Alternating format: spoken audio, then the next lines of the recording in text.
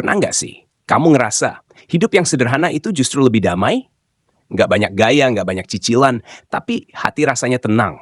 Yap, mungkin itu tandanya. Kamu udah mulai sadar bahwa nikmatnya hidup bukan dari banyaknya harta, tapi dari cara kita menikmatinya. Manusia itu dari sananya memang punya kecenderungan jadi konsumtif. Begitu kondisi keuangan naik, penghasilan mapan, malah makin boros.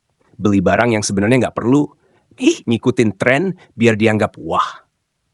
Padahal yang mewah belum tentu membuat hati jadi lega. Al-Quran udah ngasih peringatan dari ribuan tahun lalu. Allah berfirman, kalau Allah melapangkan rezeki buat semua hambanya, mereka pasti melampaui batas di bumi ini. Makanya, rezeki itu Allah turunkan sesuai kadar. Bukan karena pelit, tapi karena dia tahu apa yang terbaik buat kita. Islam ngajarin kita dua prinsip penting soal uang. Satu, pinter cari rezeki yang halal.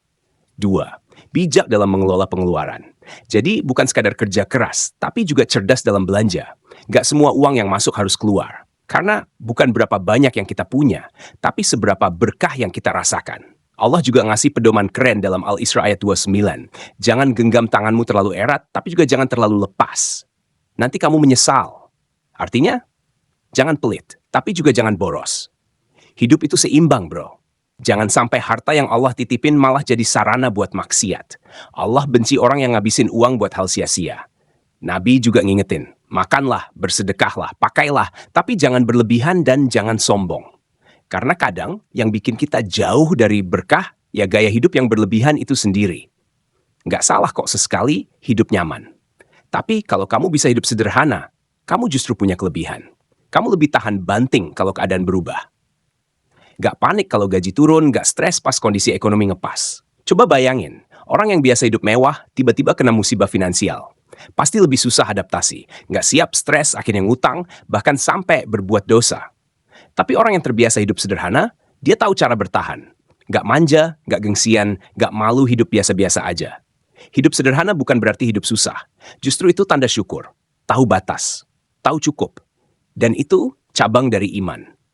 Rasulullah bersabda, sesungguhnya hidup sederhana adalah bagian dari iman. Ingat, bukan seberapa mewah rumahmu, tapi seberapa tenang hatimu. Bukan seberapa keren gayamu, tapi seberapa berkah rezekimu. Hidup itu indah kalau kita tahu caranya. Dan cara terbaik adalah hidup sederhana. Yuk, mulai dari sekarang. Kurangi foya-foya, perbanyak syukur. Hidup sederhana, hidup bahagia. Jangan lupa like, share, dan subscribe kalau kamu setuju bahwa hidup sederhana itu nikmat luar biasa.